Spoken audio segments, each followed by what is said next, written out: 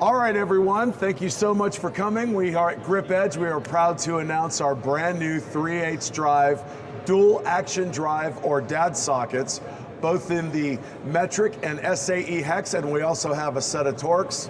The metric is 1/4 inch to 14 millimeter, and we have up to 9/16 in the SAE, and then T30 to T70 for the DAD sockets in the Torx or star sizes. So we're gonna go ahead and unveil this beautiful piece of artwork, and here we go. The new DAD socket from GripEdge Tools. Of course, you're familiar with the 1/4 drive ones on top. Here are the 3/8 drive.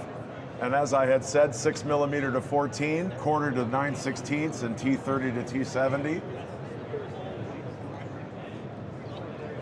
The new prototype ratchet is at the moment we have it available. We're gonna have it available for the 1/4 drive. So it's a flex head ratchet, reversible. And if you have a look at that beautiful low profile, it's a 72 tooth, very nice, very tight. How beautiful that is. And then of course we have our new L keys that are coming. Ball hex on the bottom. Your regular RPT on the bent end, both metric and standard.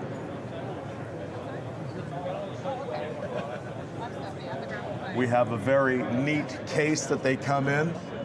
This is for display only, so we'll look forward to seeing that when it comes out. These will be available in the first quarter of spring. So guys, we've made our way over to the VIM booth now, and we've got lots of new product to take a look at from VIM. Take it away, show us what we got. What's up guys, Louie here, VIM Tools. Like you said, I got a lot of items I want to show you guys. Some of them you may have seen, some of them you may have not, but you're gonna see them again if not. So, let's start off with these. We have our rapid load wheel lug nut sockets, which were the RLWS100, that was the kit. We have a new version of the kit. We're still gonna have the old ones, but we'll have a new version of it. And you can see, this is the 19, yeah. You can see how much smaller, I mean, you can tell the diameter that's smaller, right? You can, that shows on camera? You can see yes, it? yep. It's smaller. So, the reason a lot of people don't make them thinner is because right here, you're gonna have cracks all over the actual points of it. We made this one thinner and then reinforced it with a super thin titanium ring. So now you have a thinner design that you can get in, because a lot of people just rip the sleeves off because they can't fit into those holes. So they rip this off, they end up scratching everything. And this also comes with the nylon cap to protect those lug nuts. You see that right there? Yep. So they'll have two sets, the RLWS, and then this will be the thin wall, TWLS100. Same size range, 17, 19, 21 on both. Nice. That's that. Now, some of you might have seen a video recently on these air hammer tire plug kits. These things are freaking cool. You have your reamer and your needle, and then you have an air hammer adapter on the other end of it. Now, a lot of people, were skeptical. A lot of people gave a lot of mixed feedback on it originally, but as soon as it came out and we started showing how it works, it started selling out. So something tells me we did something right. Because when you're working on them big semi tires or a radial, you have anything that you're sitting on, I mean, you've been standing on it trying to put all your weight into it on your palm, and air hammer just right through it. You don't have that issue, it makes it a lot quicker. For those guys who are doing that all day, that is a game changer. We sold a lot of them, we're having more brought in via air. That is AHTPK 100. It stands for Air Hammer Tire Plug Kit 100.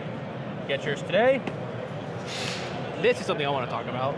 This right here is the final product. There's a few little touches we got to fix on the lettering, but this is what the new Maverick comfort grips are going to look like. This right here, this color. No, we're not going to have new colors until the future, but for now it'll be just a green. I want you to give your honest opinion on how it feels in your hand. That is a 3/8.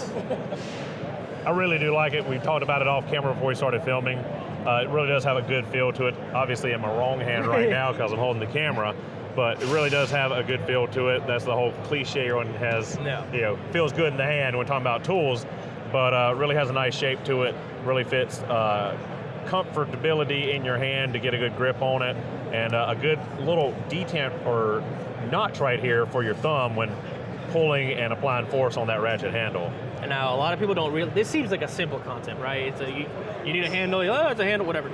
The amount that went into designing this, I mean, I know you probably heard me say it before, but we took 4 or 5 of the better selling ones out in the market, brought them, We deconstructed them to figure out what was good about it. We asked a lot of mechanics, what do you like about each one? We kind of blended it together. We had CAD drawings made up. We had a 3D printer printed out in a thermoplastic so we could feel where the pressure point, it's just a lot more than what you'd assume goes into something like this went into it. And I really do hope you guys like it because they're here and they're not changing now, so they're here. Actually, they're not here. They'll be here in like 2 months. Right. They're coming. This right here, we had a lot of people ask us about driveline sockets.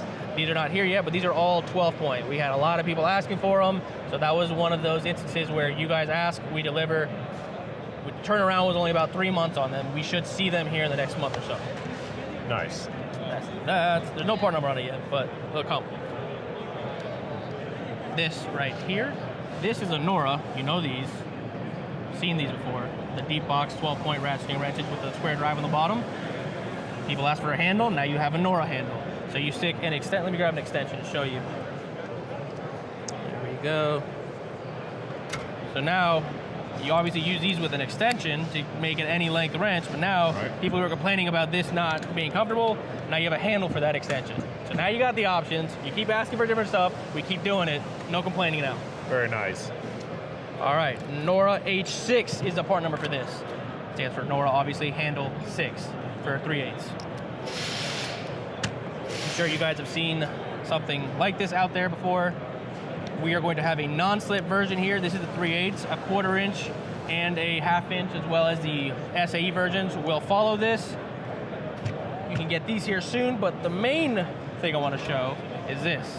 This is our wrench for the dual drive impact shallow sockets.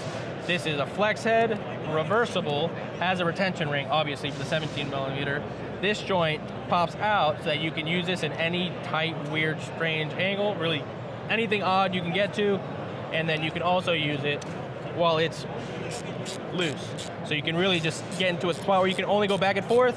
That'll still allow you to get out of it. This will work with any of the existing 17mm dual drive wrenches that are on the market, or dual drive sockets that are on the market. We are going to also make this in the 1/2 inch for the 21mm, as well as with the 1/4 inch, which is what you see here. The 3/8 will be the first ones to be released. You'll see these at the beginning of next year for the 1/2 and the 1/4, but the same concept goes here. Now, this guy, this is pretty neat. So this is something that my father actually developed. What it allows you to do is grab those sanders, polishers, all those pneumatic tools you have in your toolbox. They're just collecting dust, but you can't throw away because you spent so much on them. Yeah. These adapters all thread onto that to allow you to put a pad on them. It's essentially, like I said right here, 6-inch backup disc pad. So here are all the features of it. You have all your most common thread sizes right here. It's perfect for attaching any of those pad accessories right on it. This is a brand new item. You should see this in, if the artwork and the part number's all done, that means it's already on the way. So we'll see in the next few weeks here. Nice. This right here. These are the NRA 44 and NRA 64. Little mini 1/4 inch and 3/8 ratchets. Pretty cool, right? Indexing. The bottom of them are square drive. They're both 1/4 inch square drives, so now same concept goes where you stick an extension on it, and now you can get into a deep spot to use these little ratchets. Yep. There's not a lot of ratchet handles that are that thin, so that'll help you get super long and deep. Or that long. Exactly. Not to be vulgar, but you can get long and deep. Yep. Alrighty. I think that is all that I have for you today. Did I miss anything? I don't think I did. I think that's it. We covered the Maverick stuff a couple months ago in Orlando, and some new exciting stuff here at SEMA. That's both the benefit and the curse of seeing you so often. Right. It seems like I have less and less every time. Right. But I'm just seeing you that much more. Right. But thank you so much for that rundown of the new VIM products here at SEMA. Yes, sir. And obviously any feedback is welcome. We're always adapting products based on what you, the end user, decides is useful, not useful, what we should do, what we shouldn't do, and we take all of it into consideration. We really do that. Yep. Thank you, man. Appreciate it. Thank you. So guys, over at the Milwaukee booth now with Calvin, who's going to show us some of the new improvements to the M12 ratchet line and what to expect here very soon in those offerings. Yes, sir. We are here at SEMA 2025, excited to show off the extended reach ratchets, as well as our next generation standard reach ratchets. So this has been a brainchild of ours over the last 5 years, really understanding from user feedback as well as understanding and improving our technology. But there was a huge trade-off in the past between a high torque and a high speed solution. One delivering power in a large head size, one delivering speed in a compact head size, but not having the power. So what we did is we introduced a new motor design that really allowed us to decrease that overall size, but more importantly, improve and increase that performance. So we're no longer going to make a trade-off between the power and speed of a tool, as well as making a trade-off for size. But so with the new tools, you're going to be significantly more compact, not only that body size, but that head size as well. And these are going to be, as well, having a greasable head, so clearing debris specifically for the body guys. But we have designed this tool to last within our 5-year warranty without the need to grease it. Another really awesome feature set is our modular trigger functionality. So what you do is you actually just press this button here, slide that cap off, and then you can go between a paddle or a button. And this is going to allow you to get into tight spaces as well as have it form your hand. Yeah, because the body is much slimmer and more form-fitting than the prior model. And a lot more torquey, or at least it gives that illusion, if not an actuality, right? That is true. It really torques out of your hand. Correct, but that's why we have that form-fit grip, so you can have more control and really drive that comfort aspect, as we have that in all the different hand tool solutions, making sure that it feels good. Slimmer and more compact too, to get in those ever tightening engine bays and under dash situations, right? That is correct. And so our standard reach tools are going to be shipping in January, and the extended reach tools are going to be shipping in Q3 of next year. They're still going to have a 5-year warranty, and they're going to be delivering the best combination of power and speed, and we can't wait to get them into your hands. So guys, we're over at the Mayhew Tools booth now, and Haley is going to share some new products from Mayhew here at the SEMA show. Hi guys, I'm Haley Cox. I'm with Mayhew Tools. This is some of our new stuff. First off, we've got our new 3-piece bolt breaker kit. So we've had the 3/8 and the 1/2 inch and a 2-piece set, and we just added the 3/4 inch. So for those HD jobs, you need the 3/4 socket, you have a bolt breaker now for that. And now, officially available now is the 21-piece brass and a punch and chisel kit. So you get all of our most popular punches and chisels, plus the brass in this beautiful foam kit. And then next, we've got our new demo tools. So you get a 3/16, a 1/4 inch pin punch, and then you get a pry chisel and a center punch. And they're all in our Pro Grip handle with the cap for striking, and they're all the way through, so they're designed to be struck. And then lastly, we have our new 34C. So this is on the 7/8 bar stock. So this is a 34-inch of our really popular big stick. So we call this the Big Stick Junior. And that's what's new for SEMA. You've got some new colors for the big ones, right? Yes. Instead of just red, so. So we have the 58 and the 48 in blue now. So, just for me, right? Because you know it's my favorite. Yep, special, the Mr. Subaru special. All right. Thank you so much. All right, thank you. So guys, we're over at Topdon now. Chad is with us, going to share some new innovations from Topdon that are coming in the future. So this is the brand new, this is the Topdon 1 Plus. So this is going to be a professional level tool. This is a brand new ground up build from Topdon. This gives us the ability to do some pretty amazing things, but also to be expandable for the future. As you can see right here, this is our brand new topology mapping, and we have the ability down here to be able to select what system you want to see, and it will gray out and only show that system. This Topdon 1 Plus is also going to have our Top Fix AI built in as well. So this is going to give us the ability to have those good fixes, that good information based on year, make, model, and code to help you as a technician to be able to find that solution that you're looking for. So this one you're going to see it has a docking station on there, it has a handle built in as well, but here is one of the favorite things that we've seen at the show is the profile of that. This is going to be a nice size tablet that also is skinny, so you don't have that big bulkiness to it. You'll notice some little details on the back, camera built in. So a lot of great features that we've built into this tool based on the feedback that we've gotten from our customers. The Topdon 1 Plus is the future of the Topdon diagnostics line. So guys, we've made our way over to the Autel booth. We've got an exciting new product for HVAC. Michael here is going to tell us all about this new exciting product from Autel. Great. So the AC909 system, our idea here is more and more shops today are dealing with the vehicle coming in not being a simple failed compressor, bad clutch, or out of refrigerant. The normal machines we're using for recovery, vacuum, and charge don't solve today's problems when it's poor cooling performance, not performing right under certain speeds or cruise, and of course with multi-points of automatic temp control, the right's not the same temp as left or front and rear. These problems we're not solving. Variable displacement compressors, variable voltage compressors. So we wanted to design a tool that let the technician diagnose and fix AC problems, not merely do the guesswork we've been doing for years. So we got our Autel tablet here. You can see we have our HVAC software. As we've been known, Autel has always been intuitive with easy to use interface and following a workflow that makes sense for today's technicians. So that's what we've done with our software. We enter in, and as happens in the world today, you've got your disclaimer. Next, we're going to identify our vehicle, reading the VIN, and subject's a 2023 Nissan Altima, pretty common vehicle everywhere. We click OK, and here's the first step of innovation. We give you a refrigerant configuration menu, not just the type of refrigerant and oil from the OE and the capacities, but how is that system? Electronic control valve compressor, variable displacement compressors, the condenser and evaporator.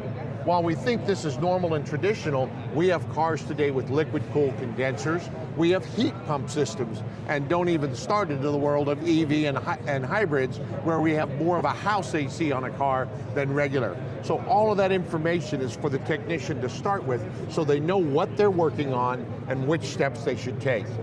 We click in OK to move forward. That's available throughout, and I'll show you, you can reference back. There's that workflow I mentioned, and it starts with graphical diagnosis. We start out with a report that they can do to document what the complaints were, when it occurred, what speeds, how often, so that they can relate their repair back to the customer for the original complaint. We'll skip for time to get through it. Step by step, illustrated instructions to help the technician hooking up. Notice that the system is not just the tool and pressure gauges, it includes Bluetooth temp probes at the vents and the individual lines as well. From here we move forward. We have one set of hoses and manifold bar. We have you use a vacuum pump to purge them out every time you hook up, so you don't need separate sets, just different couplers for your 134 and 1234 YF. Move forward, we get in and get our car started, and now the magic happens. If the internet's fast enough. Graphical diagnosis. Here on a single screen, I'll go ahead and get rid of that left menu. You can see we've labeled the high and low sides. We've color-coded labeled liquid and vapor. We walk the technician all the way around the vehicle. You have readings from the OBD2 computer that are labeled by an OBD2 plug, and your live readings from your gauges and sensors labeled with the little gauge symbol. So you can compare real to what the computer sees and diagnose that system. Get to your high and low pressure gauge, you have a digital of the pressures, then you have some terms that not all mechanics are familiar with, but should be. VSAT and LSAT, that's vapor saturation and liquid saturation. These are the points under that pressure where the temperature, where the change of state from liquid to vapor or vapor back to liquid occur. By looking at that number and then our suction line or liquid line temps with our probes, we can arrive at what they call superheat or subcooling. Now we know how much temperature the evaporator drew out of the cab and what temperature was given off by the refrigerant at the condenser. We're looking at the true AC performance that can help us identify overcharge situations, improperly operating electronic expansion valves, or controls at the compressor. We're doing real AC diagnosis, not just guessing. The air vent system for multi-temp control is the same. And we have that same ability on the tab here to look at the temp probes on the vents, as well as our blend doors and our flaps to know where they're at, blower motor and other voltages as well. With a simple step, we are able to do full diagnosis of the vehicle. But if you think about it, it's pretty obvious to work all this, we're going to have to be in the driver's seat with our tool. Well, that would be some really long AC hoses, unless you happen to make the manifold bar of your tool detachable and communicating by Bluetooth to your tablet, so I can hang this under the hood while I'm in the driver's seat working everything on the vehicle. True diagnostics for AC in a convenient and easy to run level. All the way through there are touch points that let me get additional information around the component I'm working with, like codes, location graphics, and what active tests might be involved. Get back to our workflow menu, and now we start to see the rest of our component check menus to get into doing it. Step 1, visual inspection. Now this isn't looking under the hood at belts and hoses. We did that on the checklist. This is actually taking a sample of refrigerant, clear our hoses of course, and pulling it into the large sight glass on the tool, which by the way, is backlit. Now I can look at the sight glass and then do what I've done for years with transmission fluid, power steering fluid, by comparing what my refrigerant looks like. Is there dye? Is it yellow, red, green? So I know what to look for. Is there too much dye? Are there metal particulates and I've got the component under failure? Is there contamination in there from bubbles? So I can actually apply those principles of fluid inspection to my refrigerant as well. We remind them to do an evap check to make sure there isn't dog hair plugging it, make sure that condenser's got no leaves so you get the airflow there, vital to it, and then the next step of real world diagnostics. We're going to go to compressor tests. Now I could plug into OBD2, get the data from the car's computer, and perform the test the manufacturer has. That's pretty cool. However, I have a special drive connection where I can get into even deeper testing by hooking directly to the compressor plug, utilizing a specialized T connector that allows me to hook to that plug and the car's computer in line, so that I can let the computer and compressor work normally and do it through a compressor control box that will allow me to actually take control and perform additional tests beyond what the car does. We click next, runs us through our connections, and now we're able to actually do things like ohm and voltage drop right straight through the tool rather than having to grab a separate tool and disconnect. We start her up, crank the AC and get it to 1700 RPM, and now we're going to see the high pressure beginning to rise up as our compressor works, low pressure dropping down of course, and the duty cycle the computer's commanding the compressor to do. All of these factors should rise and fall to a stable point, and my duty cycle should be somewhere between 40 and 80%. It's going to highlight and tell us that. While we're looking at it go through a couple other points, if you like old-fashioned gauges, there they are. You can have them right away, but a gauge is giving you a microsecond of time, and you're trying to follow it along. Looking at a graph and a trend is far more realistic and able to go back through and follow what's going on. Additionally, remember I mentioned we can look at those configuration specs anytime. Right there on that blue hyperlink, I can see all of that to help refer back to. We're getting close to our point here. Our high side pressure's up to 180. We're going to get to about 220. Low side's on its way down to 30 PSI. That's the operating for this car. Moving along pretty good now. We've passed our 200 and our 40 mark. And fairly soon when they stabilize, we're going to see a highlighted area in here of that compressor range from 40 to 80 that I mentioned. It'll tell us to it down there and let us know that we've reached the stabilization point and we are in the range we should be by looking at that highlight. We can see that there. Now that I've accomplished that, I'll go to step 2. I'm going to drop her back to idle. Now, the control box took over. We're at a 20% duty cycle. Pressures are rising and dropping as they should. They're going to get into their proper range. It will highlight them here, and then it's going to take that compressor control and step it upward to 30%. Watch the pressures change and stabilize, and continue on forward one at a time. We're in our range, gives it a few seconds to stabilize.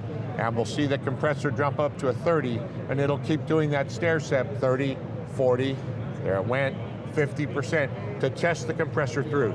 You're performing a bench test, if you will, of the compressor right on the vehicle while it's working without installing it. Our last thing in our component check is to look at refrigerant level. Again, we do our hookups, clear our hose and gauges, connect all the way up. Now, if you remember your ASE test and your 609 max test, you're supposed to run a car 10 minutes to preheat under the hood at proper temperature in the refrigerant before you do any testing and guide. And we're telling you that at a timer. We will let the over-anxious go through, but we do give you a warning about it. There's my pressures, and as we look at the subject car, we can pretty quick begin to see that it's running low, wear bump pressure, and probably low on refrigerant. And our tool agrees with us. Now our next step would be to go ahead and recover the refrigerant, see what's there, and do our repairs. We continue through, got our warning screens. Part of that warning did let you know, anytime you're recovering, you should use an identifier to verify before you start. Care weight our scale. Our scale is also Bluetooth, allowing controls from the car. Make our connections, including a filter. Move forward, clearing the gauges, and now we start our recovery compressor to begin drawing all the refrigerant out of the car. This will watch it draw down, let us know times to changes. It'll pull it down all the way and then give us what amount of refrigerant we got, so we can see what was in the car if we suspected it low. Our next step we give you is an ECU menu to get into the different control units to check for any codes, and then we get into the recovery recharge. We did our visual inspection and our recover, and we might normally think the next step is vacuum after we're ready to go back together, and we'd be wrong. We've added nitrogen test. Comes with a regulator. You have to get nitrogen bottle from your local welding shop, and now we start with a nitrogen purge. Now, why are we purging with nitrogen? Nitrogen is a natural drying agent. It removes excess moisture and cleans the hoses and system. By removing that moisture now with this drying agent and this purge, we have less moisture running through the oil in our vacuum pump, and our vacuum pump extending the life of both the oil and the pump itself. We're protecting your equipment and making that vacuum faster and more effective because most of the moisture has already been removed. Run through the purge steps, and of course it has us put in 29 PSI, connect up, and purge her out. When we're done, we go to step 2. We've all done vacuum leak tests, and it sucked the O-ring in and sealed it, but when we put it under pressure, refrigerant leaked back out, and now we're chasing our tails. What we're gonna do is use that same nitrogen to pump the system up to 150 PSI. We're connecting up a temp probe as well because, as we all know, pressure changes with temperature. So we want to be monitoring that. We're going to get it to 150 PSI at a stabilized point on both sides. Begin our test. We got up to 12 hours and more if you want to sit there and let it sit overnight and look for a small, slow leak. But we've actually built something better. I'm going to put her on a 1-hour test. We're going to see that we look at pressure change, obviously the temp and temp change to consider. The tool knows what's called rise over run. It's a chart that looks at how much is leaking out and how quickly. It will warn us of a leak before this full hour is done, even one small enough it would have took the 12-hour test for us to identify by using rise over run. So we've made your repair more efficient and effective.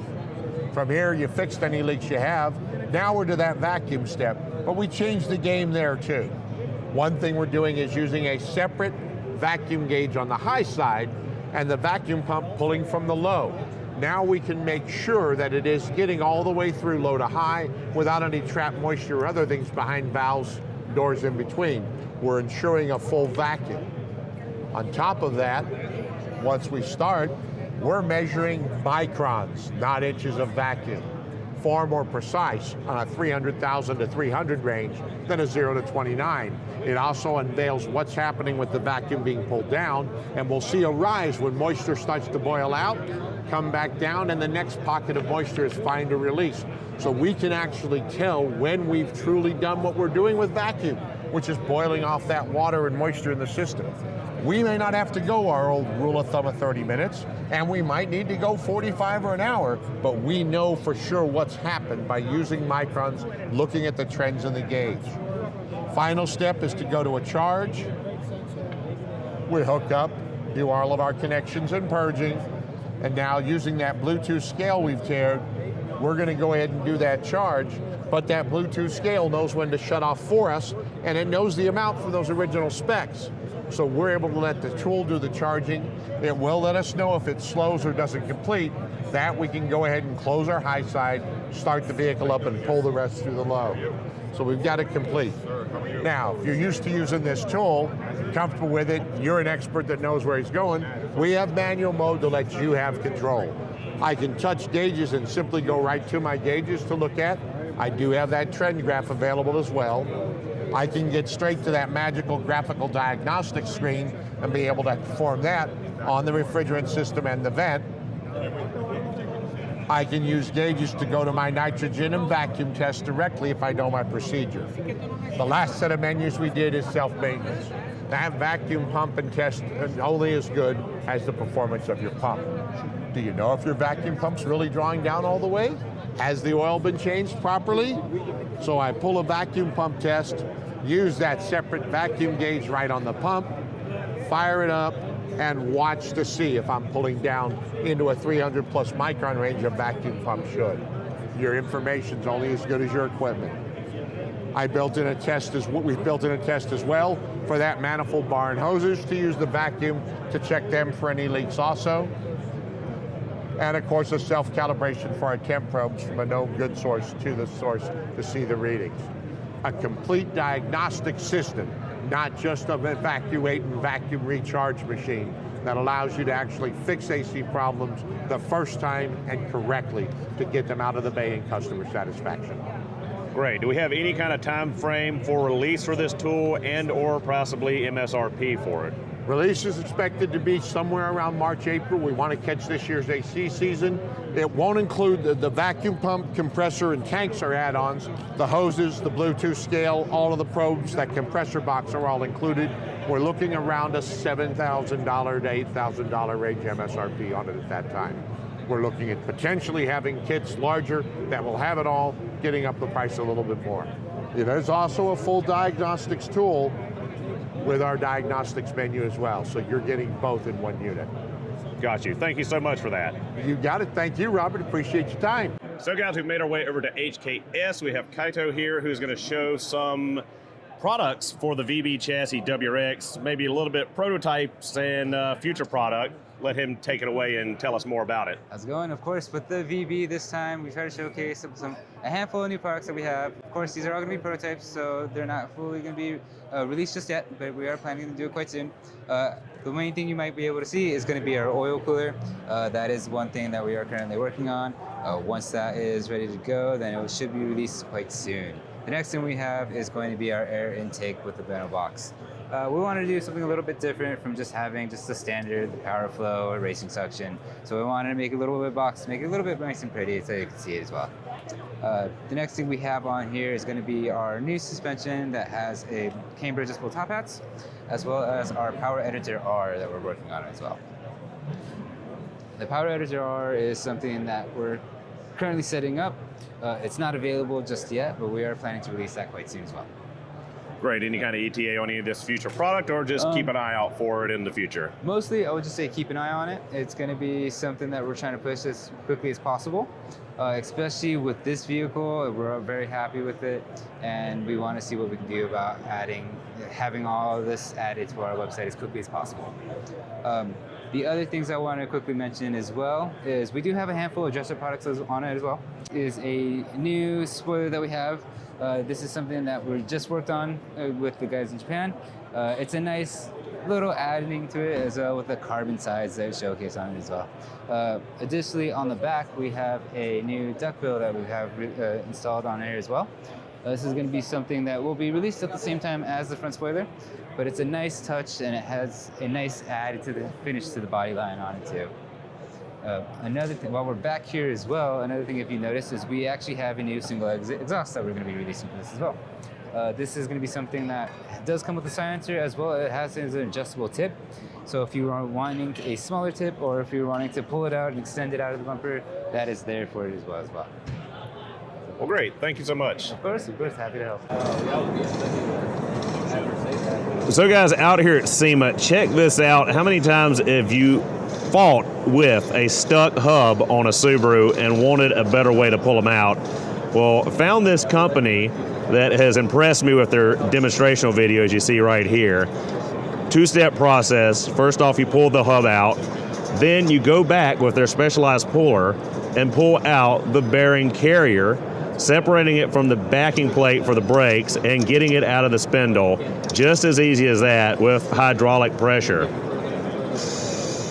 So basically with that two-part combination, you're going to use this adapter here to go on and pull off that hub section. Once you got that done, you'll get one of these bridges that have different feet for different applications. This one here is for the Subaru. As we know, there's lots of lack of space to push off of those Subaru spindles to pull the hub out. We got one right here. And you see those feet fit right here on either side, giving you as much surface area as possible to press against, and makes it a lot easier to get those out of there. Now this isn't something for the DIYer as far as expenses goes. If you're not going to buy this kit to do it yourself, but for the shop owner or the professional technician, this is definitely a solution that's not going to break the bank either, especially applied over many saves of these very difficult, rusted, hard to remove assemblies. It's definitely worth the money, at least in my opinion, based on price point that I've seen.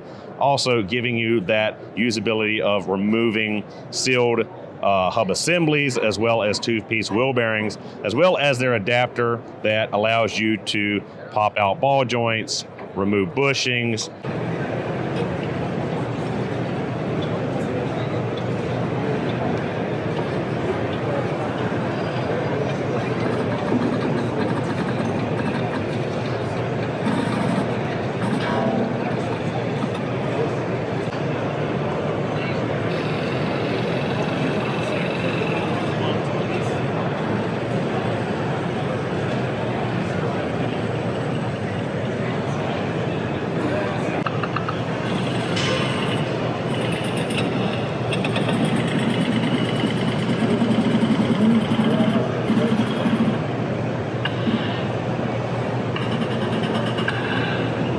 Lots of different examples from this company right here out of Sweden. To take the cylinder by this way, take the smaller adapter from the behind, the hub size adapter, tight them together, and we're gonna bring the hub out. Now this would be for older application, older Subarus that have the two-piece with the press end and the spindle and the hub application. So next step gonna be to choose the right size for the right bearing. Right. Big plate with adapters. We're gonna take the cylinder by this way, choose the scoon plate behind.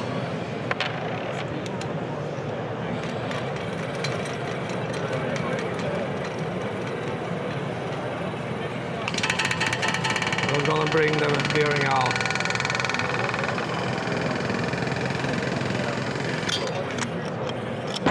We're gonna release the power, cylinder goes back automatic.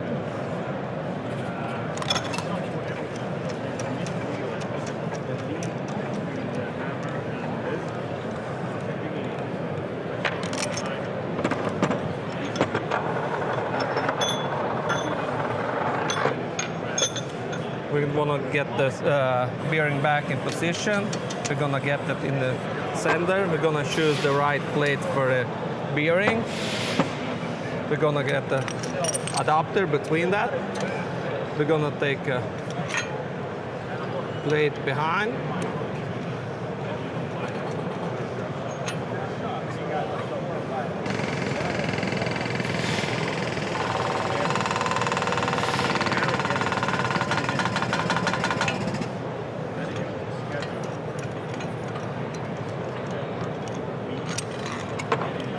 the same with the hub. We're gonna take the hub that way.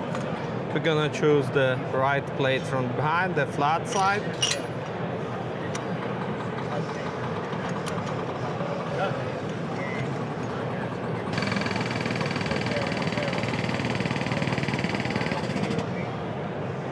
Right. We're gonna take the same cylinder this way with this pressing adapter, and we can bring that inside the CV axle Kunz press and add it, and we can press with that one. So the same cylinder, two functions. Sometimes if we need more power and 18 ton, we're gonna bring the punching adapter inside here. Under the press, we can get with the hammer here, we're gonna bring 3.5 times more power. So with this small cylinder, we have 60 tons pressing power.